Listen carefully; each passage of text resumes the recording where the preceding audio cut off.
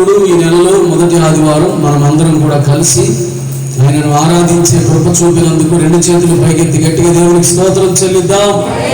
హల్లెలూయా. పరిశుద్ధ గ్రంథములో నుంచి మన ధ్యానం నిమిత్తం దినవృత్తాంతాల 2వ గ్రంథం 17వ అధ్యాయం 1వ వచనాన్ని చదువుకుందాం. చూడండి. దినవృత్తాంతాల 2వ గ్రంథం 17వ అధ్యాయం 1వ వచనం. తరువాత అతనికి బదులుగా అతని కుమారుడైన యెహోషాపాతు రాజై ఇశ్రాయేలు తన మీదికి రాకుండా తన రాజ్యమును బలపరుచుకొనెను.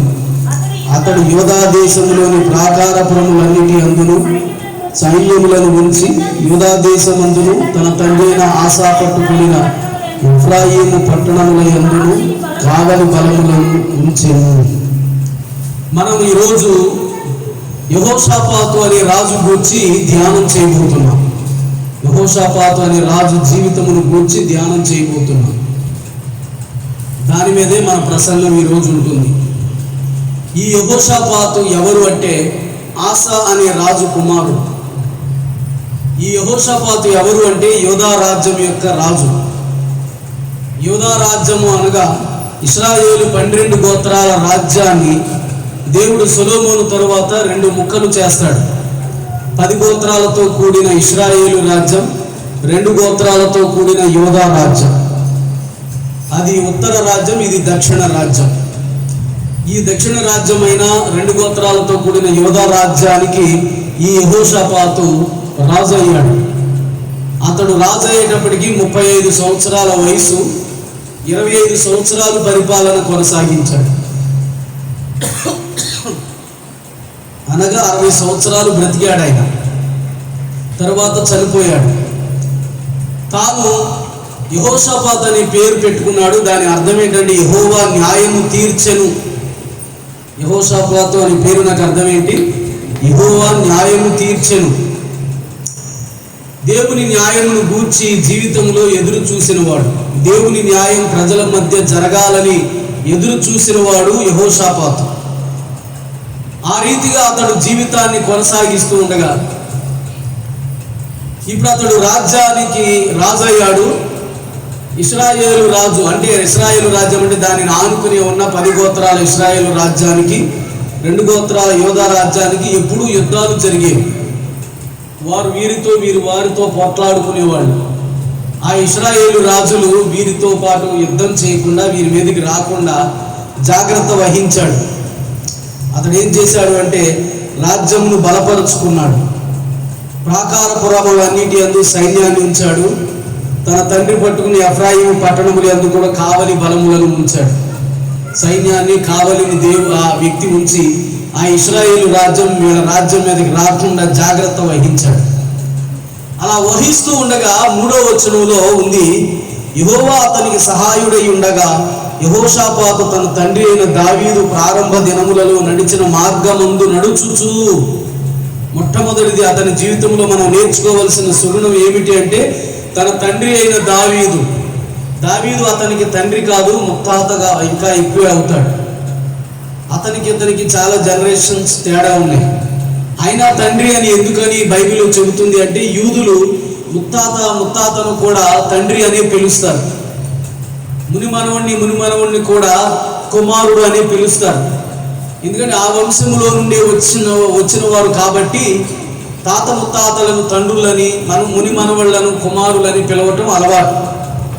కాబట్టి ముత్తాత కన్నా ఎక్కువ వయసు ఉన్నటువంటి దావీదు తనకు తండ్రి అని పిలవటానికి కారణం అదే. తన తండ్రి అయిన దావీదు ప్రారంభ దినములలో దేవుని పట్ల నడుచుకున్నట్లుగా యెహోషాపాతు నడుచుకొనెను అని దేవుని వాక్యం చెబుతుంది. దావీదు చాలా భక్తిపరుడు, దేవుని యందు భయభక్తులు కలిగిన వాడు, దేవుని మీద ఆనుకున్నవాడు, ఆధారపడినవాడు, దేవుని ఆశ్రయించినవాడు, దేవుని పట్ల నమ్మకంగా పెరిగినవాడు, నమ్మకంగా బ్రతికినవాడు. అతడు ఎలా ప్రారంభ దినాలలో దేవుని పట్ల నడుచుకున్నాడో యెహోషాపాతు కూడా తను రాజు అయినప్పుడు అలాగే నడుచుకున్నాడు అని దేవుని వాక్యం చెబుతుంది. దావీదు నడుచుకున్న తీరు గూర్చి 2 రిఫరెన్సులు చదువుదాం. మొట్టమొదటిది 2వ రాజుల గ్రంథం 18వ అధ్యాయం 3వ వచనం చూడండి ఒకసారి. 2వ రాజుల గ్రంథం 18వ అధ్యాయం 3వ వచనం. తన పితరుడైన దావీదు చేసినట్లు అతడు యెహోవా దృష్టికి పూర్ణముగా నీతిని అనుసరించెను. ఇక్కడ హిజ్కియా గురించి వ్రాయబడింది. హిజ్కియా జీవితాన్ని దావీదు జీవితంతో దేవుడు పోల్చి మాట్లాడుతున్నాడు. ఇక్కడ వాక్యము దావీదు జీవితం కొలమానంగా ఎంచబడింది కొంతమంది రాజుల జీవితాలతో పోల్చడానికి.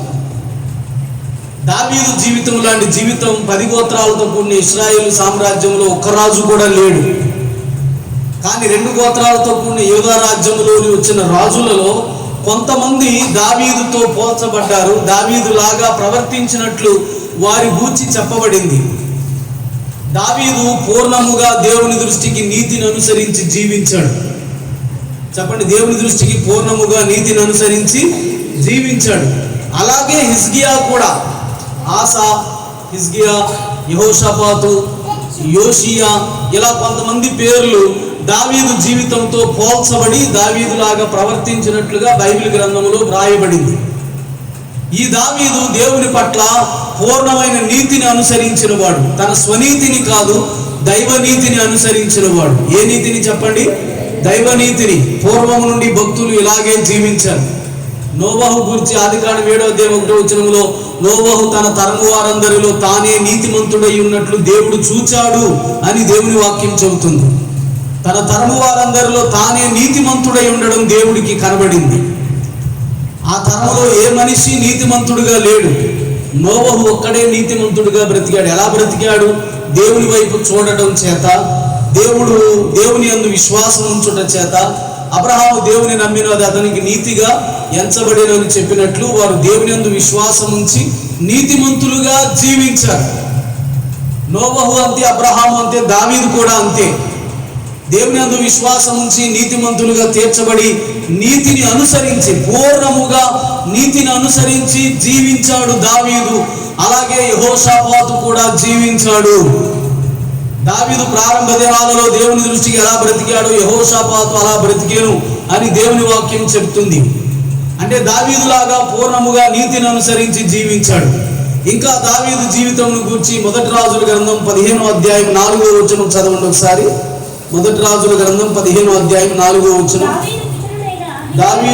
దావీదు పితరుడైన దావీదు హిత్తీయుడైన ఊరియా సంగతి అందు తప్ప తన జీవిత దినములన్నీ యెహోవా దృష్టికి యథార్థముగా నడుచుకొనుచు యెహోవా అతనికి ఇచ్చిన ఆజ్ఞలలో దేని విషయమందును తప్పిపోకుండెను. చూడండి, ఊరియా యందు తప్ప, ఊరియాను అన్యాయంగా చంపించడం విషయంలో తప్ప మిగిలిన విషయాలన్నింటిలో యెహోవా దృష్టిలో యథార్థవంతుడుగా, దేవుడు అతనికి ఇచ్చిన ఆజ్ఞలన్నింటి యందు ఒక్కదాని యందు కూడా తప్పిపోకుండా అతడు బ్రతికెను అని దేవుని వాక్యం చెబుతుంది. చూడండి, అతడు యథార్థవర్తనుడు. చెప్పండి, ఎలాంటి వాడు? యథార్థవంతుడు. పైన ఒకటి లోపల ఒకటి ఉంచుకునేవాడు కాదు. పైకి ఎలా కనబడుతున్నాడో అంతరంగంలో కూడా అదే అయ్యున్న మనిషి. పైగా దేవుడు పాటించమని ఇచ్చిన ఆజ్ఞలన్నింటిలో ఏ విషయమందు తప్పిపోకుండా ప్రవర్తించిన వాడు ఎవరు? దావీదు. దేవుడిచ్చిన ఆజ్ఞలలో ఏ ఆజ్ఞ విషయంలో కూడా తప్పిపోలేదట. అంత ఖచ్చితంగా దేవుని యొక్క ఆజ్ఞలను పాటించుతూ అతడు బ్రతికినవాడు. కాబట్టి పూర్ణముగా దేవుని దృష్టికి నీతిని అనుసరించిన వాడు, దేవుని దృష్టిలో యథార్థంగా బ్రతికినవాడు, దేవుని ఆజ్ఞలను పాటించడంలో ఒక్కదాని యందు తప్పిపోకుండా బ్రతికినవాడు దావీదు. ఇంత చక్కగా దేవుని సన్నిధిలో భయభక్తులు కలిగి దేవుని మీద ఆధారపడి దేవుని యందు విశ్వాసం ఉంచి నీతిగా యథార్థంగా దేవుని వాక్యాలను అనుసరించి బ్రతికినవాడు దావీదు. ఈ దావీదు జీవితాన్ని యెహోషాపాతు కూడా అనుసరించెను అని దేవుని వాక్యం చెబుతుంది. దావీదులాగానే ప్రవర్తించాడు ఈ యెహోషాపాతు. చెప్పండి, ఎవరిలాగా ప్రవర్తించాడు? దావీదులాగానే ప్రవర్తించాడు.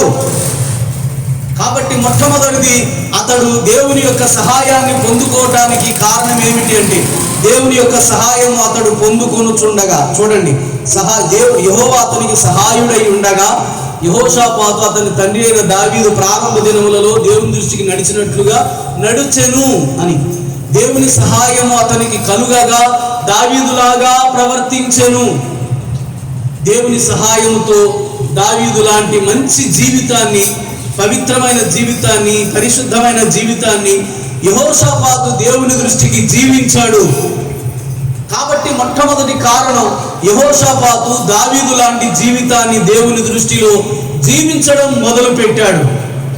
రెండవ కారణం చూద్దాం, చూడండి. రెండవది 4వ వచనం చూద్దాం. దినవృత్తాంతాల 2వ గ్రంథం 17వ అధ్యాయం 4వ వచనం. బయలుదేవతను ఆశ్రయింపక తన తండ్రి దేవుని ఆశ్రయించుచు ఇశ్రాయేలు వారి చర్యలను వెంబడింపక ఆయన ఆజ్ఞలను అనుసరించి నడిచెను. బయలుదేవతను అనుసరింపక తన తండ్రి దేవుని ఆశ్రయించుచు, తన తండ్రి అయిన ఆసా దేవుడు ఎవరు అంటే యెహోవా. ఈ యెహోవా దేవునిని ఆశ్రయించాడు, బయలుదేవతను ఆశ్రయించలేదు, బయలుదేవతను అనుసరించలేదు. బయలుదేవతను ఆశ్రయించక యెహోవాని ఆశ్రయించుచు ఆయన ఇచ్చిన ఆజ్ఞలన్నింటిని అనుసరించి నడుచుచూ వచ్చాను అని దేవుని వాక్యం చెబుతుంది. చూడండి,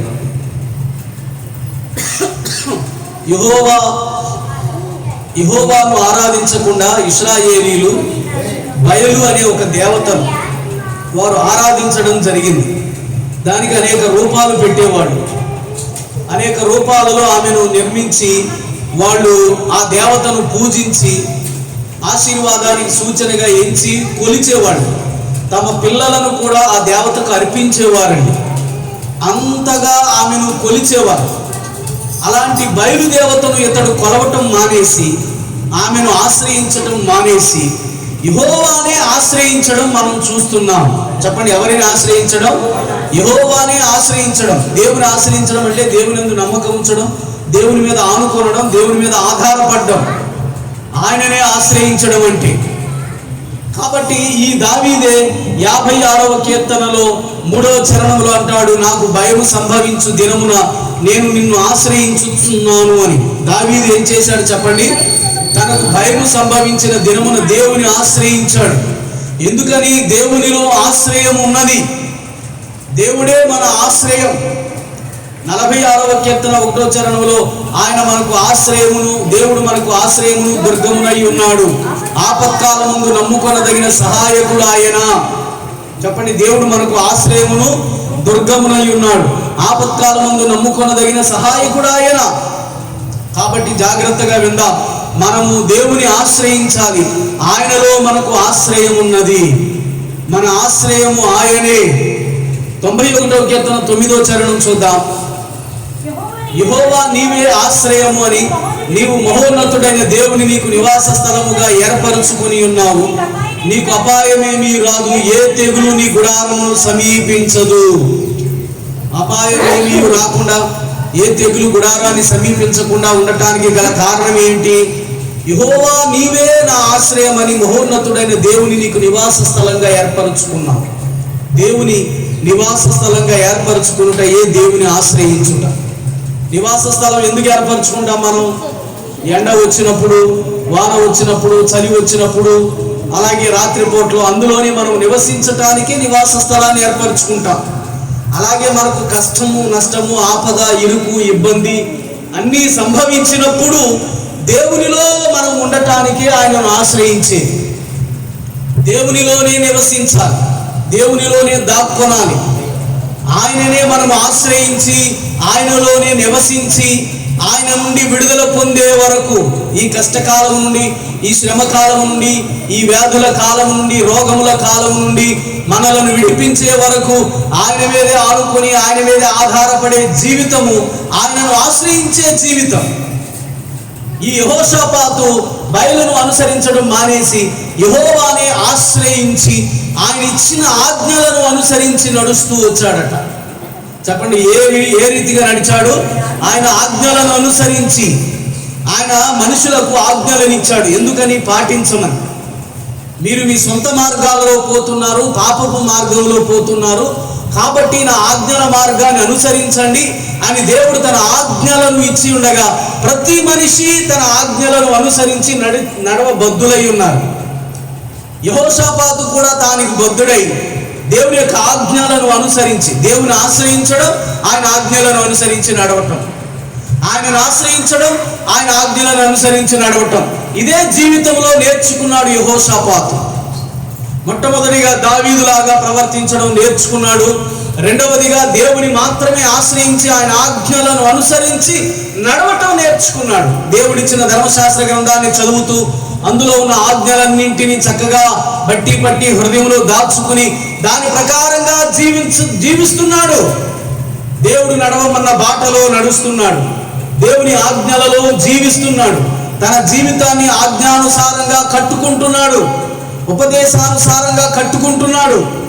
దేవుని ఉపదేశాన్ని విని దాని ప్రకారం జీవించడానికి అతడు సమర్పించుకున్నాడు. ఆ రీతిగా ఆ వ్యక్తి కట్టుబడి చక్కగా బ్రతుకుతున్నాడు. ఇది రెండవ విషయం.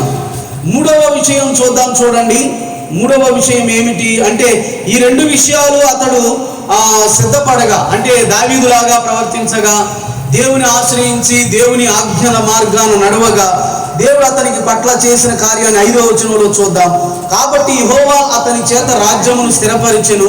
యూదా వారందరూ యెహోషాపాతునకు పన్ను ఇచ్చుచుండిరి. అతనికి ఐశ్వర్యమును ఘనతయు మెండుగా కలిగెను. చెప్పండి, ఏం కలిగాయంట?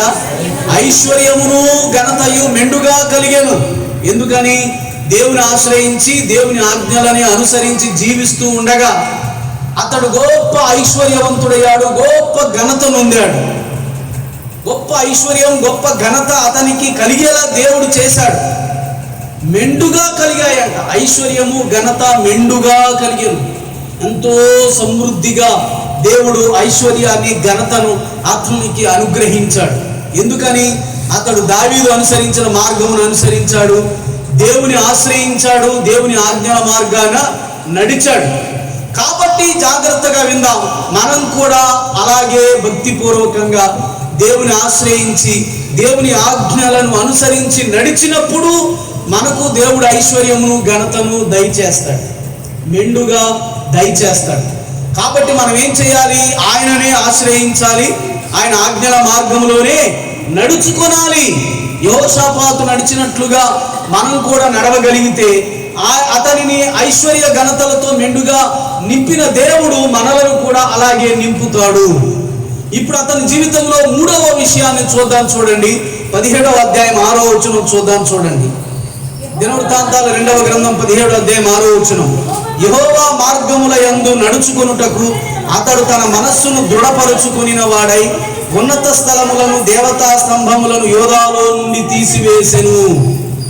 దేనికి మనస్సు దృఢపరుచుకున్నాడు? యెహోవా మార్గముల యందు నడుచుకొనుటకు తన మనస్సును దృఢపరుచుకునిన వాడై ఉన్నత స్థలములను దేవతా స్తంభములను కొట్టివేయించేశాడు, యోధాలో నుంచి తీసివేసేశాడు. దేవుని మార్గములో నడవకుండా, దేవుని అనుసరించకుండా, దేవుని వెంబడించకుండా ఆటంకముగా ఉన్నటువంటి ఉన్నత స్థలాలను దేవతా స్తంభాలను తీసివేయించేశాడు. ఎందుకని? యెహోవా మార్గములను అనుసరించి జీవించాలని మనసులో దృఢ నిశ్చయం చేసుకున్నాడు. మనసును దృఢపరుచుకున్నాడు, గట్టి చేసుకున్నాడు, మనసును బలపరుచుకున్నాడు. దేవుని మార్గాలు అంటే దేవుని విధానాలు, దేవుని పద్ధతులు అనుసరించాలని, దేవుని విధానాలను అనుసరించాలని, దేవుని పద్ధతులను అనుసరించాలి అని ఆ దేవుని విధానాలకు పద్ధతులకు ఆటంకంగా ఉన్నటువంటి ఉన్నత స్థలాలను దేవతా స్తంభాలను కొట్టివేయించేశాడు, తీసివేయించేశాడు. మనం దినవృత్తాంతాల 2వ గ్రంథం 14వ అధ్యాయం 3వ వచనం ఒకసారి చదివితే అందులో అన్య దేవతల బలిపీఠములను పడగొట్టి ఉన్నత స్థలములను పాడు చేసి ప్రతిమలను పగలగొట్టి దేవతా స్తంభములను కొట్టివేయించెను అని ఆసా గురించి ఉంది. అంటే యెహోషాపాతు తండ్రి ఆసా ఈ ఉన్నత స్థలాలను దేవతా స్తంభాలను విగ్రహాలను మొత్తం ధ్వంసం చేసేశాడు. ధ్వంసం చేసిన ఈ 17వ అధ్యాయం 6వ వచనంలో మరలా ఉన్నత స్థలాలు దేవతా స్తంభాలను పడగొట్టించవలసి వచ్చింది. అప్పుడు పడగొట్టించేశాడు కదా, మరి ఎక్కడివి అని అంటే రాజు పడగొట్టించేశాడు. కొంతకాలం ఆగిన తర్వాత ప్రజలు మరలా వాటిని నిలబెట్టుకున్నారు. వాటిని కొలవటానికి, వాటిని పూజించటానికి ప్రజలు మరలా వాటిని నిలబెట్టుకుని వాటినే పూజించి సేవించడం మూలాన, యెహోవా వైపుకు తిరగకపోవడం మూలాన, యెహోవా మార్గాలను అనుసరించకపోవడం మూలాన ఇప్పుడు రాజు యెహోవా మార్గముల యందు నడుచుకొనుటకు తన మనసును దృఢపరుచుకుని, నేను మాత్రమే కాదు ఈ ప్రజలు కూడా ఈ మార్గములోనే నడవాలి అని అంటూ తనకు తన ప్రజలకు మార్గాన్ని సుగమం చేయడానికి ఈ మార్గంలో నడవకుండా ఆటంకంగా ఉన్నటువంటి ఉన్నత స్థలాలను దేవతా స్తంభాలను కొట్టివేయించేశాడు. వాటిని తీయించేసేశాడు. ఇప్పుడు తాను దేవుని మార్గమునే, దేవుని విధానాన్ని, దేవుని పద్ధతిని అనుసరిస్తున్నాడు. ప్రజలారా మీరు కూడా దేవుని విధానమును, పద్ధతిని అనుసరించండి అని నేర్పిస్తున్నాడు. ప్రజలందరూ దేవుని మార్గంలో నడుచున్నట్లుగా వెసులుబాటు కల్పిస్తూ చక్కగా మార్గాన్ని ఏర్పరుస్తున్నాడు. ఆటంకంగా ఉన్నటువంటి వాటిని తీసివేయించేశాడు. మనం కూడా దేవుని సన్నిధిలో మన పిల్లలు దేవుని యందు భయభక్తులు కలిగి ఉన్నట్లుగా, వారు దేవుని మార్గాలని అనుసరించి జీవించినట్లుగా కావలసిన వాతావరణాన్ని మనమే సృష్టించాలి. వారు ఎటుపడితే అటు ఊరికిని ఆకర్షించబడతారు, ఎటుపడితే అటు తిరిగిపోతూ ఉంటారు. అలా కాకుండా వాళ్ళు దేవుని మార్గములని అనుసరించి ఆ రీతిగా వారి మనసును దృఢపరుచుకున్నట్లు ఆటంకములుగా ఉన్న వాటిని తీసివేయించాలి మనమే, తీసి పారవేయాలి మనమే. వారు భక్తిలో చక్కగా కొనసాగునట్లు, దేవుని యందు భయభక్తులలో ఎదుగునట్లు, ఆయన మార్గాలను అనుసరించినట్లు వెసులుబాటు దారిని మనం కల్పించాలి. కల్పించినప్పుడు అప్పుడు వాళ్ళు దేవుని మార్గాలలో చక్కగా కొనసాగునట్లుగా వారి మనసును దృఢపరుచుకుని దేవుని యొక్క వాక్య మార్గమున, ఆజ్ఞల మార్గమున కొనసాగుతారు. కాబట్టి జాగ్రత్తగా వినండి. యెహోషాపాతు 3వ మాట ఏమిటి అంటే, అతడు దేవుని మార్గమును అనుసరించుటకు తన మనసును దృఢపరుచుకున్నాడు. అంతవరకు తన సొంత మార్గములను అనుసరించి ఉంటాడు, ఇంకా వేరే మనుషుల మార్గాలను అనుసరించి ఉంటాడు, లోకరీతిని నడుచుకుని ఉంటాడు. కానీ రాజైన వెంటనే దేవుని మార్గములలో నడుచుకోవటానికి అతడు తన మనస్సును దృఢపరుచుకొనేను అని దేవుని వాక్యం చెబుతుంది. దేవుని ఆజ్ఞల మార్గములో, వాక్య మార్గములో తాను నడుచుకున్నట్లుగా మనసును దృఢపరుచుకున్నాడు. ధర్మశాస్త్రం నుంచి ఏమి నేర్చుకున్నాడో దాని ప్రకారం నడుచుకున్నట్లుగా మనసును దృఢపరుచుకున్నాడు. ఆయనలోనే నడుచున్నట్లుగా, ఆయనలో నడవకుండా ఆపివేసేటటువంటి ఆటంకాలుగా ఉన్న వాటన్నింటినీ తీసివేయించేశాడు దేశములో నుండి. ఇది 3వ మాట. 4వ మాట చూద్దాం, చూడండి. దినవృత్తాంతాల 2వ గ్రంథం 17వ అధ్యాయం 7 నుంచి 9 వచనాలు చదువుకుందామండి. తన ఏలుబడి యందు 3వ సంవత్సరమున యోధా పట్టణములలో జనులకు ధర్మశాస్త్రమును బోధించుటకై అతడు పెద్దలైన బెన్హయీలును, ఓబద్యాను, జకర్యాను, నెతనేలును, మీకాయాను, షమయా, నెతన్యా, జబద్యా, ఆసాహేలు, షమిరామోతు, యెహోనాతాను, అదోనియా, టోబియా, టోబదోనియా అను లేవీలను, యాజకులైన ఎలీషామాను, యెహోరామును పంపెను. వారు యెహోవా ధర్మశాస్త్ర గ్రంథమును చేతపుచ్చుకుని యోధా వారి మధ్య ప్రకటన చేయుచు యోధా పట్టణములన్నిటను సంచరించుచు జనులకు బోధించిరి. తాను రాజు అవడం మొదలుకొని 2 సంవత్సరాల వరకు అందులో సంస్కరణలు చేయడం మొదలుపెట్టాడు. దేవునికి వ్యతిరేకమైన వాటన్నింటినీ తీసివేయించడం, తాను దేవుని ఆశ్రయించడం, దేవుని ఆజ్ఞల మార్గములో నడవటం, ఇలా సంస్కరణలు చేయటం మొదలుపెట్టాడు. ఇలాంటి సంస్కరణలు చేయడానికి, అలా మొదలు పెట్టడానికి కారణం ఏమిటంటే ధర్మశాస్త్రాన్ని నేర్పించడమే కారణం. చెప్పండి, ఏంటంట? ఇలాంటి సంస్కరణలు అతడు జరిగించడానికి కారణం ధర్మశాస్త్రాన్ని నేర్పించడమే. ప్రజలకు ధర్మశాస్త్రమును వినిపించాలి అని అతడు కొంతమంది పెద్దలను నియమించి వారికి ధర్మశాస్త్రాన్ని ఇచ్చి జనులకు బోధించండి అని పంపించాడు. జనులకు ధర్మశాస్త్రమును వినిపింపచేశాడు. ఎందుకనంటే అందరి దగ్గర ఇప్పుడు మన చేతిలో బైబిల్ ఉన్నట్లు అందరి దగ్గర బైబిల్ అప్పుడు లేదు. ధర్మశాస్త్రం ప్రతి ఒక్కరి చేతిలో లేదు. యాజకుల చేతిలో, శాస్త్రి చేతిలో మాత్రమే ఉండేది. ఎందుకంటే అందరికీ చదువు లేదు, కొంతమంది మాత్రమే చదువుకునేవాళ్ళు. చదువుకున్నప్పటికీ కూడా ఈ గ్రంథాలు అందరి చేతికి అందేవి కాదు. ఇవి చేత్తో వ్రాయబడి భద్రపరచబడేవి అంతే. అందుచేత వీళ్ళు ప్రతి ఒక్కరూ ధర్మశాస్త్రాన్ని నేరుగా చదవలేరు ఎవరు. కాబట్టి వీళ్ళందరూ వినున్నట్లుగా ఒక వ్యక్తి నిలబడి సమాజములో చదువుతూ ప్రకటిస్తున్నప్పుడు వీళ్ళందరూ కూర్చుని లేదా నిలబడి ఆలకించి ధర్మశాస్త్రాన్ని నేర్చుకునేవాళ్ళు. ఇలా నేర్చుకోవటానికి కారణం ఏమిటి అంటే దేవుడు అలా బోధించమని చెప్పాడు. లేవీకాండం 10వ అధ్యాయం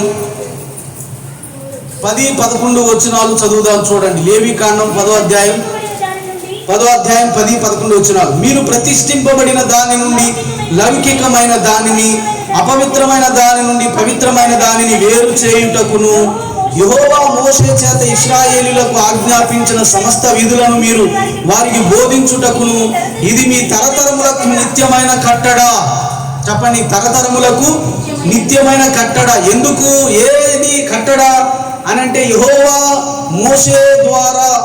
మోషే చేత ఇశ్రాయేలీయులకు ఆజ్ఞాపించిన సమస్త విధులను మీరు వారికి బోధించాలి.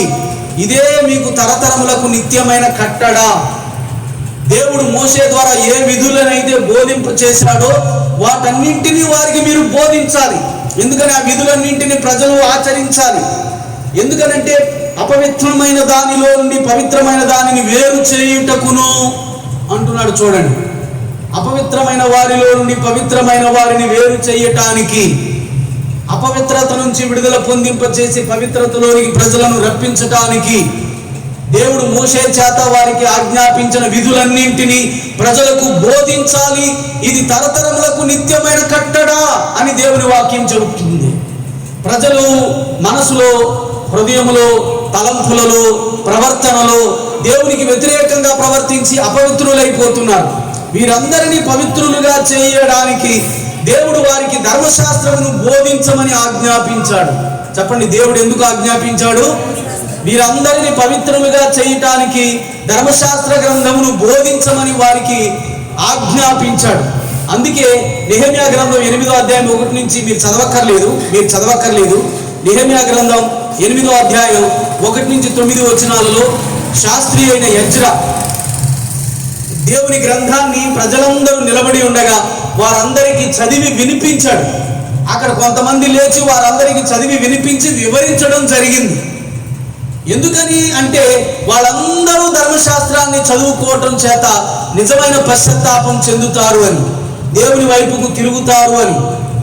అలాగే దినవృత్తాంతాల 2వ గ్రంథం 34వ అధ్యాయం 14 నుంచి 32 వచనాల్లో యోషియా అనే యోధారాజు కూడా ప్రజలకు ధర్మశాస్త్ర గ్రంథాన్ని చదివి వినిపిస్తాడు. ప్రియులారా, ధర్మశాస్త్ర గ్రంథాన్ని చదివి వినిపిస్తాడు. ఎందుకంటే వారందరూ తప్పు చేశారు, పాపం చేశారు, మీరందరూ మీ పాపానికి పశ్చాత్తాపపడాలి, దేవుని ధర్మశాస్త్రం ఏం చెబుతుందో దాని ప్రకారం చెయ్యాలి అని దేవుని వాక్యం చెబుతూ ఉండగా వారందరికీ తెలియచేయాలని చెప్పి వారందరిలో దేవుని యొక్క గ్రంథాన్ని చదివి వినిపించారు. కాబట్టి ఈ కోవకు చెందిన వాడే యెహోషాపాతు కూడా ప్రజలందరూ దేవుని మార్గములో నడవాలని, దేవుని యొక్క వాక్యాలను పాటించాలని, పవిత్రులుగా చేయబడాలి అని దేవుడు ఆశించి జనులకు ధర్మశాస్త్రాన్ని బోధించమని చెప్పాడు. కనుక ఆయన మాటను అనుసరించి ఆయన మాట ప్రకారం చేస్తూ ధర్మశాస్త్ర గ్రంథాన్ని జనులందరి మధ్య బోధించే కొంతమందిని నియమించి ధర్మశాస్త్రం వారి చేతికిచ్చి జనుల మధ్యకు పంపించి బోధింప చేశాడు. వీరందరూ ధర్మశాస్త్రం ప్రకటిస్తున్నారు, ధర్మశాస్త్రం వింటున్నారు, ప్రకటిస్తున్నారు, వింటున్నారు. ఇలా వింటున్నప్పుడు గొప్ప ఉజ్జీవం కలిగింది. చెప్పండి, ఏం కలిగింది? గొప్ప ఉజ్జీవం కలిగింది. అలాంటి ఉజ్జీవములో వారికి వచ్చిన ఆశీర్వాదం ఏమిటి అంటే 10వ వచనం 11వ వచనం చూద్దాం. చూడండి, యోధా దేశము చుట్టూ ఉండు దేశముల రాజ్యములన్నిటి మీదకి యెహోవా భయము వచ్చినందున వారు యెహోషాపాతుతో యుద్ధము చేయకుండిరి. చూడండి, వీరందరి మధ్య ధర్మశాస్త్రం బోధించడం, వారు వినటం జరిగిన తరువాత బోధించేవారు బోధిస్తున్నారు, వినేవారు వింటున్నారు, మారేవారు మారుతున్నారు. ఉజ్జీవం ఎవరిలో కలగాలో వారిలో కలుగుతుంది. ఈ ఉజ్జీవం వారి మధ్యలో జరుగుతుండగా చుట్టుపక్కల ఉన్న దేశాల ప్రజల మీదకి దేవుని భయం దిగి వచ్చిందట. చెప్పండి, ఏం దిగి వచ్చింది? చుట్టుపక్కల ఉన్న ప్రజల మీదకి దేవుని భయం దిగి వస్తే వారిలో ఎవరు కూడా యెహోషాపాతుతో యుద్ధము చేయకుండిరి. యెహోషాపాతు రాజే కదా ఈ ఉజ్జీవానికి కారణం. ఈ గొప్ప ఉజ్జీవం కలగటానికి కారణం అతడే. కాబట్టి అతని మీదకి ఎవరు రాకుండా దేవుని భయం చుట్టుపక్కల రాజుల మీదకి వచ్చింది. ఫిలిస్తీ రాజులు అతనికి పన్నును కానుకలను ఇచ్చుచూ వచ్చి, అరబియా దేశ రాజులు కూడా 7,700 గొర్రె పొట్టేళ్లు 7,700 మేకపోతులను తెచ్చుచూ ఇచ్చిరి. 12వ వచనం యెహోషాపాతు అంతకంతకు గొప్పవాడై, చెప్పండి ఏమయ్యాడంట? గొప్పవాడయ్యాడు. అంతకంతకు ఇతరమైన రాజులు అతనితో యుద్ధం చేయడం మానేశారు, పన్నులు ఇవ్వటం మొదలు పెట్టారు. ఎందుకంటే అతనికి దాసులుగా మారారు, అతనితో సంధి చేసుకోవడం మొదలు పెట్టారు. అతనికి విరోధంగా యుద్ధం చేయడం మానేసి అతనితో సంధి చేసుకుని అతనికి పన్ను చెల్లించడం ఫిలిస్తీ రాజులు, అరబీ రాజులు మొదలు పెట్టారు. ఇతడు అంతకంతకు గొప్పవాడయ్యాడు. చూడండి, గొప్పవాడై యోధా దేశమునందు కోటలను సామాగ్రిని నిలువ చేయి పట్టణములను కట్టించను. కోటలను కట్టించాడు, సామాగ్రిని నిలువ చేసి పట్టణాలను కట్టించుకున్నాడు. అంతకంతకు గొప్పవాడయ్యాడు. తర్వాత సైన్యం కూడా లక్షల కొలది సైన్యము అతని కోసం సిద్ధపరచబడినట్లు కింద వచనాల్లో మనం చదువుతున్నాం. ఇప్పటికీ 3 విషయాలు ధ్యానం చేశాం. ఒకటి, అతడు దావీదు ప్రారంభ దినాలలో దేవుని దృష్టికి నడిచినట్లుగా నడిచాడు. రెండవది, అతడు దేవుని ఆశ్రయించి దేవుని ఆజ్ఞల మార్గమును నడిచాడు. మూడవది, దేవుని మార్గముల యందు నడుచుటకు తన మనసును దృఢపరుచుతున్నాడు. నాలుగవది, దేవుని ప్రజలు పవిత్రులగునట్లుగా వారి మధ్య ధర్మశాస్త్ర గ్రంథాన్ని బోధింపచేశాడు. చెప్పండి, ధర్మశాస్త్ర గ్రంథాన్ని బోధించేలా అతడు నిర్ణయం తీసుకున్నాడు. అందుకు అతనికి కలిగినటువంటి మేలులు ఏమిటంటే ఐశ్వర్య ఘనత కలిగాయి, ఐశ్వర్యము ఘనత కలిగాయి. చుట్టుపక్కల రాజుల నుంచి యుద్ధాలు మానివేశాయి. ఈ చుట్టుపక్కల రాజులు అతనికి పన్ను ఇచ్చారు. అందుచేత అతడు బహుగా గొప్పవాడయ్యాడు, అంతకంతకు గొప్పవాడయ్యాడు. ఇది 4వ విషయం. ఇప్పుడు 5వ విషయం ఏమిటి అంటే 18వ అధ్యాయం 1వ వచనం చూద్దాం. చూడండి, దినవృత్తాంతాల 2వ గ్రంథం 18వ అధ్యాయం 1వ వచనం. తనకు ఐశ్వర్యమును ఘనతయు అధికముగా కలిగిన తరువాత యెహోషాపాతు ఆహాబుతో 1000 మంది అనుంది అక్కడ. చూడండి, ఈ రాజు దేవుని సన్నిధిలో చక్కగా కొనసాగుతున్నాడు. ఎంతో దైవ భయము భక్తి కలిగి జీవిస్తున్నాడు, భయభక్తులతో కొనసాగుతున్నాడు. కానీ ఇతడు దేవుని చేత దీవించబడి ఐశ్వర్య ఘనత పొంది అంతకంతకు బహు గొప్పవాడయ్యేటప్పటికీ మనం కూడా దేవుడు దీవించినంత వరకు దేవుని యందు భయభక్తులు కలిగి ఉంటాం. దేవుడు దీవించడం మొదలుపెట్టిన తర్వాత మనం మార్గం తప్పిపోతాం. చెప్పండి, ఏం తప్పిపోతాం? చెప్పండి అందరూ కూడా. దేవుడు ఐశ్వర్యము కలుగజేసినంత వరకు ఆయన యందు భయభక్తులు కలిగి ఉంటాం. ఐశ్వర్య ఘనతలు గొప్పతనము దేవుడు కలుగజేసిన తర్వాత మనం కూడా దారి తప్పిపోతాం. ఈ యెహోషాపాతు ఇలాగే ప్రవర్తించాడు. పక్కనున్న ఇశ్రాయేలు రాజ్యంతో ఎప్పుడు యుద్ధాలే కదా. ఆ యుద్ధాలలో వాళ్ళు కయ్యానికి కాలు దవ్వకుండా వారితో 1000 మందుదామని చెప్పి ఇశ్రాయేలు రాజు అహాబు కుమార్తెను తన కుమారునికి ఇచ్చి పెళ్లి చేయడం మొదలుపెట్టాడు. పెళ్లి చేయడం జరిగింది. 1000 మందాడు. అతనితో స్నేహం చేయడం ప్రారంభించాడు. ఈ రీతిగా అతడు దేవుని సన్నిధిలో దేవుడు అంత గొప్ప ఐశ్వర్యాన్ని, ఘనతను, పేరును, గొప్పతనాన్ని కలుగు చేసిన తర్వాత చెయ్యకూడని పని చేశాడు. ఎందుకంటే ఇశ్రాయేలు రాజు పేరుకి ఇశ్రాయేలు రాజే గాని అతడు అన్యుల దేవతలను కొలిచేవాడు, విగ్రహ పూజలు చేసేవాడు, దూడ బొమ్మలను కొలిచేవాడు, ప్రజలు దూడ బొమ్మలను కొలవమని ప్రోత్సహించిన వాడు. ఇలాంటి దుర్మార్గానికి యెహోవా దృష్టికి తన్ను తాను అమ్ముకొనిన ఈ ఆహాబు వంటి వాడు మరొకడు లేడు అని బైబిల్లో ఉంది. అలాంటి కఠినుడు దుర్మార్గుడైనటువంటి వ్యక్తితో 1000 మంది దేవుని దృష్టికి కోపాన్ని రప్పించాడు యెహోషాపాతు. మనం కూడా దేవుడు దీవించిన తరువాత, దేవుడు విస్తారమైన సొమ్మునిచ్చిన తరువాత దురలవాట్లకు లోనవుతాం, దుష్ట సహవాసాలకు బానిసవుతాం. చక్కగా దేవుని సన్నిధిలో అంతవరకు భయభక్తులు కలిగి ఏ రోజు మందిరం మానకుండా, ఏ రోజు ప్రార్థన మానకుండా, ఏ రోజు బైబిల్ చదవడం మానకుండా చక్కగా కొనసాగిన ఆ వ్యక్తి ఇక బైబిల్ చదవడం మానేస్తాడు, ప్రార్థించుకోవడం మానేస్తాడు, మందిరానికి రావడం మానేస్తాడు, దేవుని సన్నిధిలో దేవునికి దూరం అయిపోతాడు, చెడ్డ సహవాసాలకి దగ్గరవుతాడు, దుష్ట అలవాట్లకు దగ్గరవుతాడు. దుష్ట సాంగత్యం మంచి నడవడిని చెరుపును అని కొరింథీ మొదటి పత్రిక 15వ అధ్యాయం 33వ వచనంలో మనం చదువుకుంటాం. ఎందుకని? దుష్ట సహవాసం. వారు 6 నెలలు సహవాసం చేస్తే వారు వీరైపోతారు అని వారితో సహవాసం చేసి వారి అలవాట్లు తెచ్చుకుని వారిలాగా ప్రవర్తించి దేవునికి కోపం రప్పిస్తూ ఉంటాం, దేవుని ఉగ్రతకు పాలవుతూ ఉంటాం. దేవుడు ఎందుకు దీవించానా ఈ బిడ్డను అని బాధపడేలా చేస్తాం. చాలాసార్లు మనం అలాగే తప్పిపోతున్నాం. దేవుడు దీవించే వరకు ఒక భక్తి, దేవుడు దీవించిన తర్వాత మరొక భక్తి. దేవుడు దీవించేదాకా వినయం ఉంటుంది, దేవుడు దీవించిన తర్వాత అహంకారం పెరుగుతుంది. ఇదే కదా ప్రజల్లో కనబడేది. యెహోషాపాతు కూడా అలాంటి వాడే. దేవుని యందు ఎంత భయభక్తులు కలిగి దేవుని ఆశ్రయించి చక్కగా జీవించి చేసిన వాడు తన కుమారుని వివాహ విషయంలో తన సొంత బుర్రకు పని చెప్పి, ఇశ్రాయేలు మన మీదకి యుద్ధం రాకుండా ఉండాలంటే బియ్యమందాలని చెప్పి, బియ్యమందకూడని చోట బియ్యమంది ఆ ఇంటి అమ్మాయిని తన కోడలుగా చేసుకున్నాడు. చూడండి ఎటువంటి పని చేసి దేవుని దృష్టికి కోపం రప్పించాడు. సరే బియ్యమందాడు కదా, ఒకరోజు ఆహాబు రాజు దగ్గరికి వెళ్ళాడు. ఆహాబు రాజు విందు ఏర్పాటు చేసి రామోత్ గిలాద్ మీదకి వెళ్తున్నాను, నువ్వు కూడా వస్తావా అని ఇతనిని ప్రేరేపించడం మొదలుపెట్టాడు. ఇతను అంటాడు, నేను నీ వాడనే, నా ప్రజలు నీ ప్రజలే, నా రథాలు గుర్రాలు నీవే, నువ్వు ఎక్కడికి రమ్మంటే అక్కడికి వస్తానని అన్నాడు.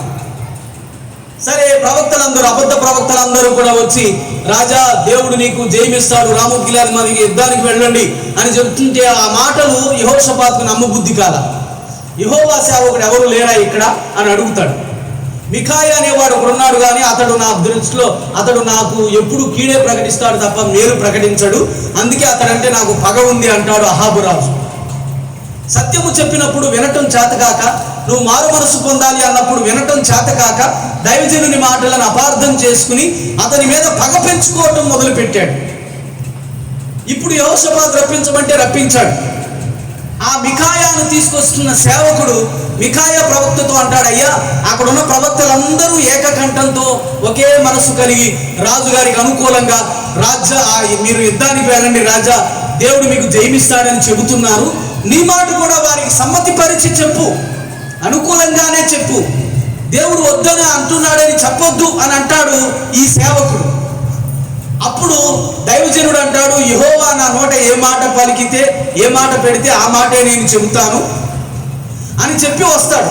వచ్చినప్పుడు ఇశ్రాయేలు రాజు ఈ ప్రవక్తను మీఖాయాను అడుగుతాడు, యుద్ధానికి వెళ్ళమంటావో వద్దంటావా అని.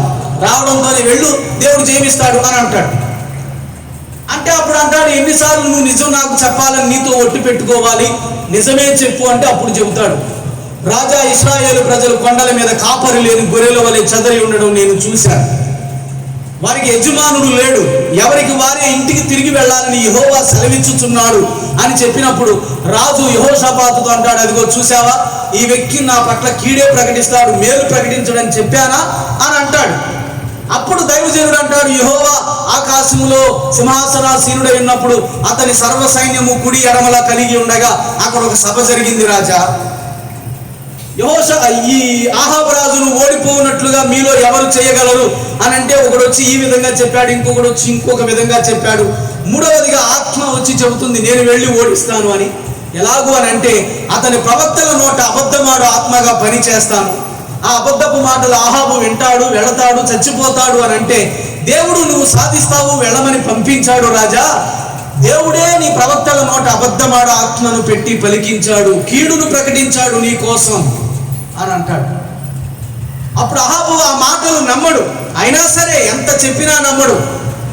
ఒక వ్యక్తిని పిలిచి ఇతనిని చెరసాలలో బంధించి చెరసాలలో వేసిన వారికి చెప్పండి, నేను వచ్చే వరకు ఇతనికి క్లేశాన్న పానములు పక్కన పెట్టండి అంటే కష్టమైన నీరు, కొద్ది అన్నం, కడుపు నిండా అన్నం కాదు, కొద్దిగా పెట్టామా లేదా అన్నట్టుగా పెట్టండి అంతే, నేను వచ్చిన తర్వాత ఇతని సంగతి చూసుకుంటాను అని వెళ్ళిపోబోతుంటే అప్పుడు రాజా దైవజనుడు అంటున్నాడు, నీవు యుద్ధములో నుంచి సజీవంగా తిరిగి వచ్చిన యెహోవా నా చేత పలికించలేదు, ఓ జనులారా మీరందరూ ఈ మాట వినండి అని అందరికీ వినబడేటట్లుగా గట్టిగా చెప్పాడు. అయినా రాజుకు మారు మనసు రాలేదు, పశ్చాత్తాపం కలగలేదు, దైవజనుడు చెప్పిన మాట నమ్మబుద్ధి కాలేదు.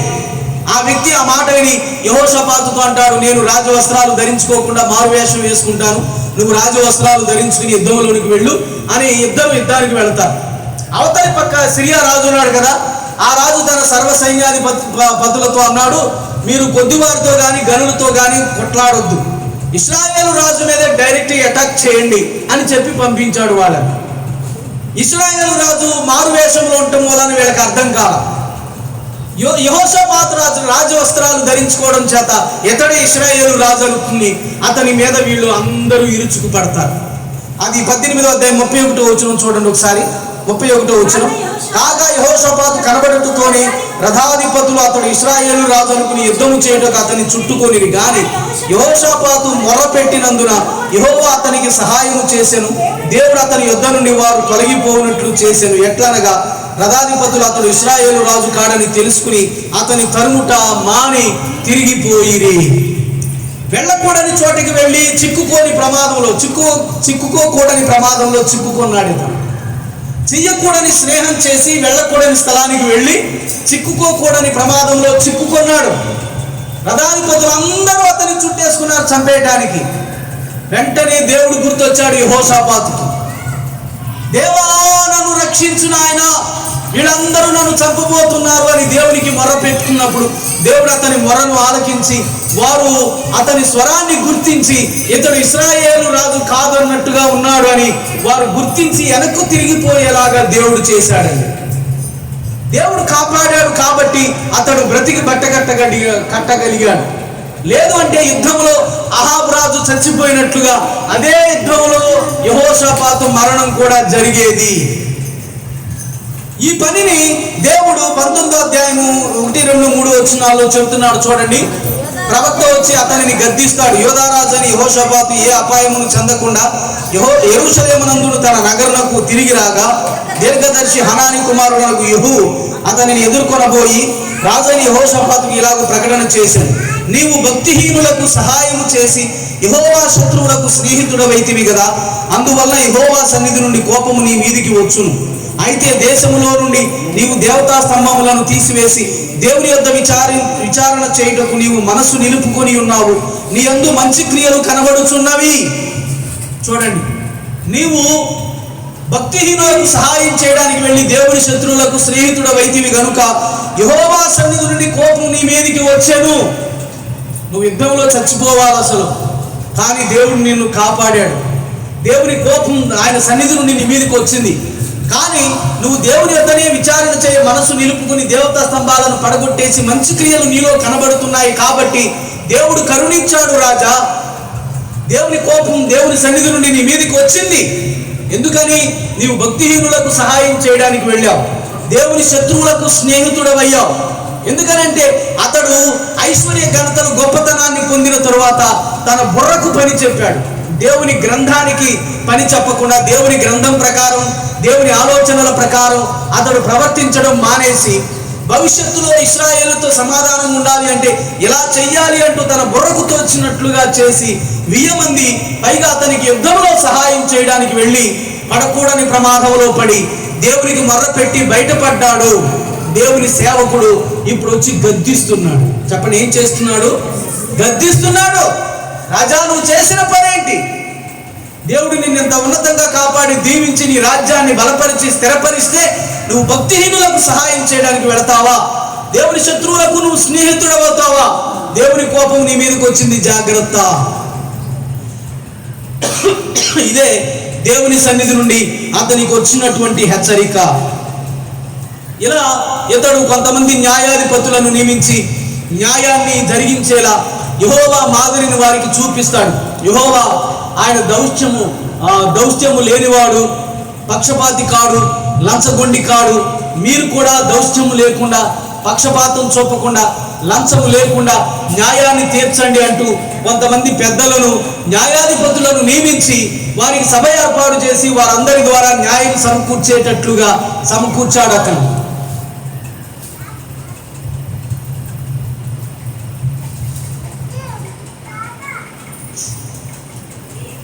అవన్నీ అయిపోయిన తర్వాత 20వ అధ్యాయం 3వ వచనం చూడండి.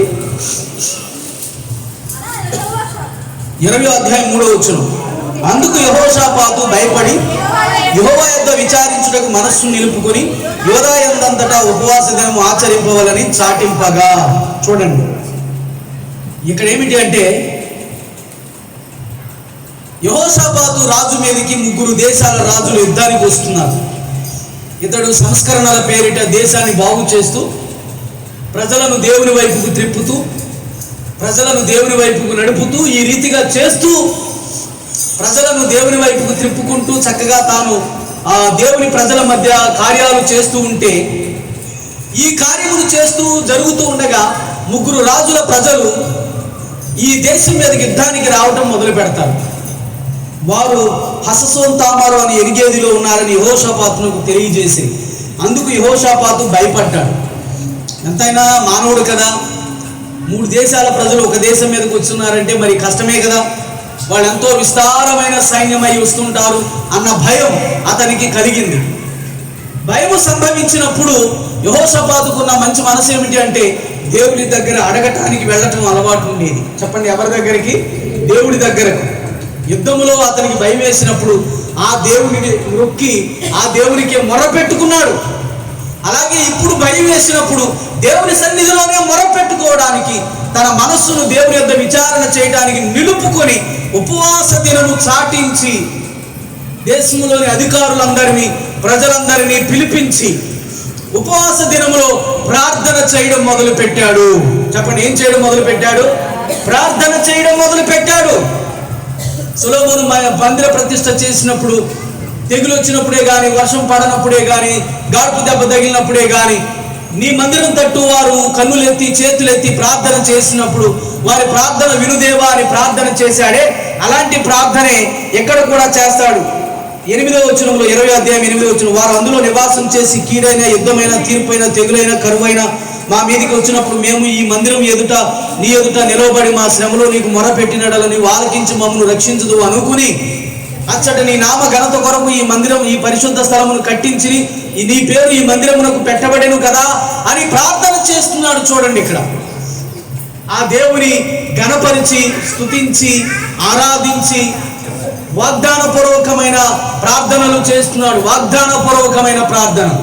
దేవుడు ఏ వాగ్దానం చేశాడో ఆ వాగ్దానాన్ని ఎత్తి, నీ మందిరం తట్టు తిరిగి మేము ప్రార్థన చేస్తే నువ్వు ఆలకిస్తానని చెప్పావు కదా దేవా, మేము అలా అనుకుని ఈ మందిరాన్ని కట్టించాం కదా, ఈ మందిరానికి నీ పరిశుద్ధమైన పేరు పెట్టబడింది కదా, కాబట్టి 12వ వచనంలో మా దేవా నువ్వు వారికి తీర్పు తెచ్చవా, మా మీదికి వచ్చి గొప్ప సైన్యము యుద్ధం చేయటకు మాకు శక్తి చాలదు, ఏమి చేయను మాకు దిక్కు తోచదు, నీవే మా దిక్కు అని అంటూ ప్రార్థన చేస్తున్నాడు. కష్టకాలంలో యుద్ధం సంభవించినప్పుడు అవతల 3 రాజులు వస్తుండగా ఇంకో 2 రాజులతో సంధి చేసుకుని ఇతడు కూడా 3 రాజులతో యుద్ధానికి వెళ్ళటం లేదు. దేవుని సన్నిధిలో ప్రార్థన చేయడం మొదలు పెట్టాడు. దేవునికి సమస్తమును అప్పగించాడు. శత్రువుల సంగతి దేవునికి అప్పగించాడు. దేవుని సన్నిధిలో దేవుని సహాయమును అడగటానికి, గోజాడటానికి ఉపవాస దినము చాటించి అతడు మొర్ర పెట్టుకోవడం మొదలు పెట్టాడు. అప్పుడు యెహజీయేలు అనే ఒక ప్రవక్తను దేవుడు నిలబెట్టి, మీరు వారికి భయపడకండి, దిగులు పడకండి, యెహోవా మీకు అనుగ్రహించిన రక్షణను ఊరకనే మీరు నిలిచి చూడండి అని ప్రకటిస్తాడు. ఆ మాటలు నమ్మిన యెహోషాపాతు ప్రజలతో, మీరు యెహోవాను నమ్ముకోరండి, ఆయన ప్రవక్తలను నమ్ముకోరండి, కృతార్థులవుతారు, అంటే మీరు విజయవంతులవుతారు అని ప్రకటిస్తాడు. దేవుని యందు విశ్వాసం ఉంచమని ప్రకటించాడు. ఆ రీతిగా వారందరూ నమ్మి పాటలు పాడే వారిని ముందు నిలబెడతాడండి. యుద్ధానికి వెళ్ళేటప్పుడు కత్తులు కటార్లు పట్టుకుని యుద్ధానికి వెళ్ళే వాళ్ళు ముందు నిలబడాలి కదా. కత్తులు కటార్లు పట్టుకునే వాళ్ళని వెనకాల నిలబెట్టి, ముందు పాటలు పాడే వారిని నిలబెట్టి దేవుని స్తుతిస్తూ బయలుదేరతారు. వీళ్ళు దేవుని స్తుతించడం మొదలుపెట్టి పాటలు పాడుతున్న వారు, గోరలు ఊతున్న వారు ముందు వెళుతుంటే, సైన్యం వెనకాల వెళుతుంటే, అవతల 3 రాజుల సైన్యాలు ఉన్నాయే, ఆ 3 సైన్యాల మీద దేవుడు కలవరాన్ని పుట్టించాడట. ఎలాంటి కలవరం? వారు 3 రాజుల దండులలో 2 రాజుల దండుకి 3వ రాజు దండు శత్రువులుగా కనబడ్డం మొదలెట్టారు. వారు మిత్రులు. 2 దేశాల సైన్యానికి ఇంకొక దేశం, 3వ దేశం సైన్యం శత్రువులుగా కనబడి వాళ్ళను వాళ్లే చంపుకోవడం మొదలుపెట్టారు. 2 దేశాల ప్రజలు ఒక దేశాన్ని అంతమొందించినాక ఆ 2 దేశాల ప్రజలే మిగిలారు కదా, వాళ్లకు వాళ్లే కొట్టుకోవడం మొదలుపెట్టారు. అలా 3 దేశాల ప్రజలు వారంతట వారే కొట్టుకుని వారంతట వారే చనిపోవడం జరిగింది. వీరు పాటలు పాడుకుంటూ, కత్తి కూడా ఒకరు కూడా చేత పట్టుకోలేదు, ఇంకా వరల్లోనే ఉన్నాయి. వారు ఆ సైన్యాన్ని చూసినప్పుడు నేల కొరిగి అందరూ చచ్చిపోవడం గమనిస్తారు. వీళ్ళు దేవుని స్తుతించుకుంటూ 3 దినాల పాటు, ఎన్ని దినాలండి? 3 దినాల పాటు వాళ్ళు చక్కగా వారి ఒంటి మీద ఉన్న బంగారం, వెండి, వజ్ర వైడూర్యాలు ఏరుకోవటమే సరిపోతుంది, పోగు చేసుకోవడమే సరిపోయింది. 3 దినాలు ఈ రీతిగా 3 దినాల పాటు వారికి దేవుడు వారి సొమ్మును దోచుకునే అవకాశాన్ని ఇచ్చి వారి సొమ్మంతటిని దోచుకుని గొప్ప ధననిధితో బయలుదేరి వాళ్ళు ఇంటికి తిరిగి వచ్చేసారు. గట్టిగా దేవునికి స్తోత్రం చెబుదా. ఎంత గొప్ప జయము కలగటానికి కారణం యెహోషాపాతు దేవుని దగ్గర విచారించడానికి మనస్సు నిలుపుకుని ఉపవాస దినము చాటించి దేవుని సన్నిధిలో చేసినటువంటి ప్రార్థనయే. ఆ ప్రార్థనే వారికి గొప్ప జయాన్ని కలిగించింది. ఆ ప్రార్థనలో దేవుడు వారి తరపున యుద్ధం చేయడం జరిగింది. వారు యుద్ధ పంతులు తీర్చారు కానీ వారు యుద్ధం చేయలేదు. యుద్ధానికి వెళ్ళేటప్పటికే శత్రువులు చనిపోవడం జరిగింది. దేవుడే యుద్ధం చేసి వారిలో కలవరం పుట్టించి వారంతటా వారే కొట్టుకునేటట్లుగా చేసి చనిపోయేలా చేశాడు. ఆ రీతిగా వారు ధననిధిని దోచుకుని వీరు వచ్చేసారు. ఇప్పుడు సంపద బాగా పెరిగింది. చెప్పండి, ఇప్పటి వరకు యెహోషాపాతు దావీదు ప్రారంభ దినాల్లో నడిచిన మార్గమందు నడిచాడు. యెహోషాపాతు దేవుని ఆశ్రయించి ఆయన ఆజ్ఞలను అనుసరించి నడిచాడు. యెహోషాపాతు దేవుని మార్గములందు నడుచుటకు తన మనసును దృఢపరుచుకున్నాడు. యెహోషాపాతు జనులకు ధర్మశాస్త్రమును వినిపింప చేయాలని నడుం కట్టుకుని బోధించే వారిని పంపించి వినిపించాడు. యెహోషాపాతు దుష్ట సాంగత్యం చేసి దేవుని చేత గద్దింపబడ్డాడు. తర్వాత యెహోషాపాతు చూడండి, తన మనస్సును దేవుని దగ్గర విచారించడానికి దృఢపరుచుకుని నిలుపుకుని దేవుని యొక్క ఉపవాసం ఉండి ప్రార్థన చేయడం మొదలు పెట్టాడు. దేవుడు గొప్ప జయాన్ని ఇచ్చాడు. చెప్పండి, ఏమి ఇచ్చాడండి? గొప్ప జయాన్ని ఇచ్చాడు. ఇప్పటి వరకు అతనికి కలిగిన దీవెనలు ఏమిటి అంటే ఐశ్వర్య ఘనతను దేవుడు కలుగు చేశాడు. ఇతర రాజులు పన్నిచ్చేలా చేసి గొప్పవాడిని చేశాడు. ఇప్పుడు చూడండి, గొప్ప జయాన్ని దేవుడు కలుగు చేశాడు. జయం కలుగు చేసిన తర్వాత అతడు చేసిన మరొక తప్పును మనం చూద్దాం. చూడండి, దినవృత్తాంతాల 2వ గ్రంథం 20వ అధ్యాయం 5వ వచనం చూద్దాం. 35వ వచనం చూద్దాం. 35వ వచనం. ఇది అయిన తర్వాత యూదా రాజైన యెహోషాపాతు మిక్కిలి దుర్మార్గముగా ప్రవర్తించిన ఇశ్రాయేలు రాజైన అహజ్యాతో స్నేహము చేశాను. తార్షీషునకు పోదగిన ఓడలను చేయింపవలనని యెహోషాపాతుతో అతని స్నేహము చేయగా వారు యెసోన్గెబెరులో ఆ ఓడలను చేయించి అప్పుడు మారేష వాడును దోదావాహు కుమారుడు ఎలియేజరు, నీవు అహజ్యాతో స్నేహం చేసుకుంటేవి గనుక యెహోవా నీ పనులను భంగము చేయనని యెహోషాపాతు మీద ప్రవచనం ఒకటి చెప్పాను. ఆ ఓడలు తార్షీషునకు వెళ్ళజాలకుండా బద్దలైపోయేను. చూడండి, మరొక మారు తప్పు చేశాడు. ఇశ్రాయేలు రాజుతో ఒకసారి వియ్యమందాడు. ఇప్పుడు అతని కుమారుడితో స్నేహం చేయడం మొదలు పెట్టాడు. స్నేహం చేసి వ్యాపారం మొదలు పెట్టాడు. ఎందుకంటే ఆ యుద్ధంలో గెలుపునిచ్చిన తర్వాత కొంతకాలం దేవుడు వారికి నెమ్మదిని కలుగు చేయడం మొదలు పెట్టాడు. చెప్పండి, ఏం కలుగు చేయడం మొదలు పెట్టాడు? నెమ్మదిని కలుగు చేయడం మొదలు పెట్టాడు. ఈ నెమ్మదిలో వ్యాపారం చేయాలని పూనుకున్నాడు. ఓడలను తయారు చేసి బంగారం తీసుకురావడానికి ఓడలను పంపి ఆ పనిలో అహజ్యాతో అతడు స్నేహం చేసి ఆ వ్యాపారంలో పాలు పంపులు పొందగా ఇప్పుడు దైవజనుడు ఎలియాజరు అనే అతను వచ్చి, నీవు అతనితో స్నేహం చేశావు కనుక నీ పనులను దేవుడు భంగపరుచును అని చెప్పగానే తార్షీషుకు వెళ్లకుండానే సముద్ర మధ్య భాగంలో ఓడలు బద్దలైపోయాయి. చెప్పండి, ఏమయ్యాయండి? వ్యాపారం అంతా బహు నష్టం వచ్చేసింది. ఎందుకంటే భక్తిహీనుడితో అతి దుర్మార్గుడితో స్నేహం చేయబట్టి దేవుని కోపం అతని వ్యాపారం మీద పడింది. అతని వ్యాపారం మొత్తం బద్దలైపోయింది. ఓడలు బద్దలైపోయాయి. కోట్ల రూపాయల సొమ్మంతా సముద్రం పాలైపోయింది. అతడు చేపట్టినటువంటి పనంతా కూడా భంగం చేయబడింది. దేవుని దైవజనుడు వచ్చి అతనిని గద్దించగా ఆ గద్దింపుకు లోబడి అతడు చేసిన పని చూసి మనం ముగించుకుందాం. చూడండి, రాజుల మొదటి గ్రంథం 22వ అధ్యాయం 48, 49 వచనాలు చూడండి ఒకసారి. రాజుల మొదటి గ్రంథం 22వ అధ్యాయం 48వ వచనం మొదటి చదువుదాం. యెహోషాపాతు బంగారం తెచ్చుటకై ఓపీరు దేశమునకు పోవుటకు తర్షీషు ఓడలను కట్టింపగా ఆ ఓడలు బయలుదేరగా యెసోన్గెబెరు వద్ద బద్దలైపోయింది. ఇది అంతకుముందు మనం చదివాం. మొట్టమొదటిగా అతనితో స్నేహం చేసినప్పుడు దైవజనుడు వచ్చి ప్రకటించగానే ఆ ఓడలు అందులో బద్దలైపోయాయి. ఇప్పుడు 49వ వచనం చూద్దాం. అహాబు కుమారుడైన అహజ్యా నా సేవకులను నీ సేవకులతో కూడా ఓడల మీద పోనిమ్మని యెహోషాపాతును అడుగగా యెహోషాపాతు దానికి ఒప్పలేదు. చెప్పండి, ఏం చేయలేదంట? ఒప్పుకోలేదు. మరలా వ్యాపారం చేయడం మొదలు పెట్టాడు. ఓడలు బద్దలైపోయాయా? మరలా ఓడలను తయారు చేసి వ్యాపారం చేయడం మొదలు పెడితే ఈసారి అహజ్యా నా సేవకులను నీ ఓడల మీద పని చేయనిమ్మని నాతో స్నేహం చేయమని కోరితే ఇప్పుడు యెహోషాపాతు రాజు ఆ రాజుతో స్నేహానికి కాదన్నాడు. చెప్పండి, ఏం చేయలేదంట? ఒప్పుకోలేదు. స్నేహం నీతో కట్టి, నీతో స్నేహం కుదరదు, నీ పనివారు నా పనివారితో నా వాడలో పని చేయడానికి వీలు లేదు అని చెప్పి దైవజను చేత గద్దింపబడిన తర్వాత చేసిన తప్పును సరిదిద్దుకుని, చేసిన చెడు స్నేహాన్ని మానుకుని తాను దేవుని యందు భయభక్తులు కలిగిన వాడుగా చక్కగా జీవించాడు. ఇప్పటి వరకు మనం యెహోషాపాతు గురించి కొన్ని విషయాలు నేర్చుకున్నాం. అతడు దావీదు నడిచినట్లుగా నడిచినవాడు, దేవుని ఆశ్రయించి దేవుని ఆజ్ఞలను అనుసరించి నడిచినవాడు, దేవుని మార్గములందు నడుచుకున్నట్టుకు మనసును దృఢపరచుకునేవాడు, జనులు మారు మనసు పొంది పవిత్రత పొందినట్లుగా ధర్మశాస్త్రమును వారికి బోధింప చేసిన వాడు. తరువాత యెహోవా వైపునకు వారిని మళ్లింప చేశాడు. ఆ తర్వాత దేవుని యొక్క విచారణ చేయడానికి మనసును నిలుపుకున్నాడు. ఇన్ని పనులు చేసి దేవుని దీవెన పొందిన అతను 2 మార్లు తప్పు చేశాడు. ఒకటి, ఇశ్రాయేలు రాజుతో వియ్యమంది అతనికి సహాయం చేయడానికి వెళ్ళి దైవజనుని చేత గద్దింపబడ్డాడు. రెండవది, అదే ఇశ్రాయేలు రాజుతో స్నేహం చేసి ఓడలో వ్యాపారంలో గొప్ప నష్టాన్ని చవి చూశాడు. మనం కూడా దేవుడు దీవించినంతసేపు బాగానే ఉంటాం, దీవించిన తర్వాతే మన సొంత నిర్ణయాలు చేసుకుంటాం.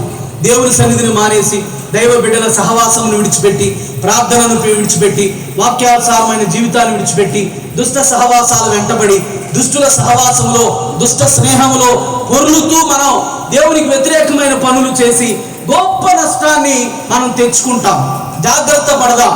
దేవుడు ఆశీర్వదించే వరకు దేవుని యందు భయభక్తులు కలిగి ఉండి, ఆశీర్వదించిన తర్వాత మార్గమును విడిచిపెట్టినటువంటి యెహోషాపాతులాగా మనం ఉండకుండా దేవుని యందు ఇంకా మరింత భయభక్తులు కలిగి, ఆయన ఆశీర్వదించే కొలది, ఐశ్వర్య ఘనతలు గొప్పతనం కలుగు చేసే కొలది, ఇంకా అభివృద్ధిని కలుగు చేసే కొలది, ఇంకా దేవుని యందు భయభక్తులు కలిగి, దేవుని యందు విశ్వాసంతో ఆయనను ఆశ్రయించి ఆయన మార్గాలను అనుసరించడానికి మనసును దృఢపరుచుకుంటూ చక్కగా దేవుని వాక్యం చెప్పినట్లుగా నడుస్తూ ఆయన దగ్గరే ప్రార్థన చేసుకుంటూ ఆయన మీద ఆధారపడుతూ మనం కొనసాగితే మరింతగా దేవుడు మనలను దీవించి ఉన్నతమైన స్థితిలో నిలబెడతాడు. అట్టి భాగ్యం దేవుడు మనందరికీ దయచేసి ఆశీర్వదించును గాక. ఆమేన్.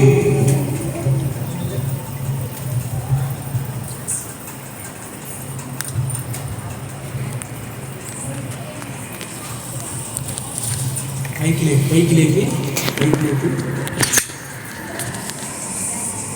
అందరూ కూడా లేచి నిలబడండి.